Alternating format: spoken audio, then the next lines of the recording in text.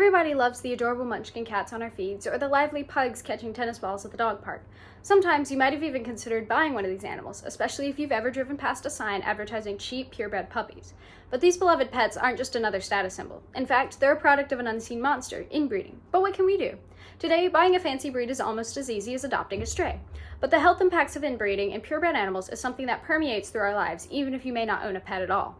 By the end of this speech, I know you will agree with me when I say that legislation against inbreeding is the only way to resolve these health issues in purebred animals and ensure a greater quality of life for our pets.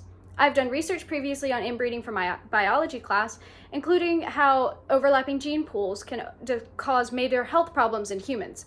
In the same manner, inbreeding for purebred aesthetic purposes is more widely accepted despite the fact that it also causes extreme health issues in many animals. In this speech, I'm going to discuss how inbreeding legislation can save many purebred animals by talking about what inbreeding in purebred animals looks like, how it affects the health of many breeds, the impact social media has on inbreeding, and outlining what we can do to pass legislation against inbreeding too closely in a genetic line. To break it all down, let's start from the beginning. Inbreeding means to breed two closely related animals, often to preserve a specific set of traits in the breed. While this practice does usually express those desired traits, it also creates health problems within the offspring, especially as the lineage continues. The easiest way to understand why inbreeding is harmful is to start with the effects on humans. A lot of people might laugh at the Smurf family or try to imitate the grunts of a West Virginian inbred family that uses that to communicate. But these insensitive jokes disguise the deeper issues with inbreeding in human beings. Sometimes effects are more harmless, like in the Fugates and the Combs families, who received blue pigmented skin from decades of inbreeding within the two. When people who are closely related, such as siblings or cousins, have a child, there's more risk of infant death, fetal birth defects, facial abnormalities, and neurological issues contributing to development and learning delays. Many people understand how inbreeding dangerously affects humans, but might not relate it to other types of animals. However, inbreeding in animals does cause a myriad of health issues. There are some very often obvious examples of this causing adverse health effects in dogs. Many of you have seen pugs, either out in public or on your social media or TV screen. According to PetZooey, pugs are very inbred to preserve those adorable facial wrinkles and curly tails. But behind the squashed noses, these dogs experience extreme respiratory problems, epilepsy attacks, or even PDE, or pug-dog encephalitis, which is a disease that causes inflammation in the brain of smaller dog breeds. Other lesser-known examples of inbreeding permeate the cat world as well.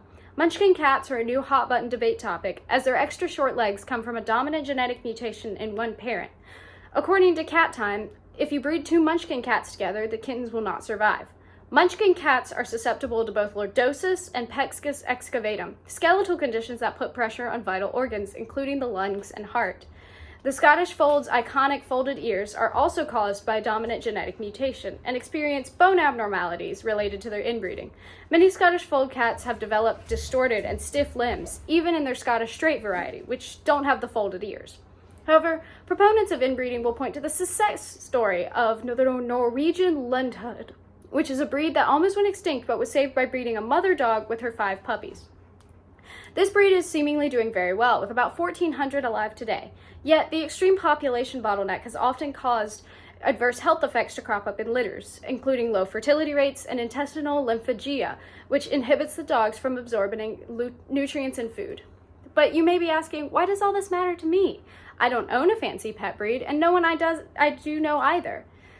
Still, inbreeding is a global issue that devalues the lives of thousands of animals and exploits their uninformed buyers. These issues are only increased by the rise of the internet. By liking that cute video of the pug at the park, or the posts Taylor Swift makes about her Scottish Folds, or even tuning into the Westminster Dog Show, you're actively contributing to the issue of inbreeding. But I don't say this to scare you, I say this to encourage you to take action. Laws must be passed about closely inbreeding animals, just like how we have laws against human incest. By distancing genetic similarities, you will decrease the chances of defects in litters. To encourage the creation and acceptance of these laws, you can take to social media and get people talking. Even by using this topic in my public speaking class, I am creating visibility for this issue. Another way to stop supporting inbreeding is by encouraging adoption over the purchase of fancy breeds. My family has always chosen to adopt our cats over buying purebred ones, as you can see with my 2 cats here, who are both from the same litter. You can tell they aren't inbred by looking at their fur color variations.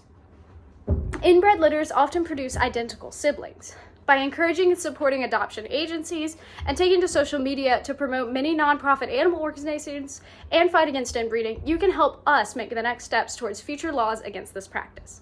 Thank you for considering why we need legislation against inbreeding and purebred animals. Today we discussed how inbreeding legislation can save many purebred animals, what inbreeding and purebred animals looks like, how it affects the health of many breeds, the impact social media has on inbreeding, and how you can help encourage legislation against inbreeding too closely in a genetic line. Consider sharing some of these points to social media and discussing the topic with friends and family who are looking for a new pet. Thank you for watching!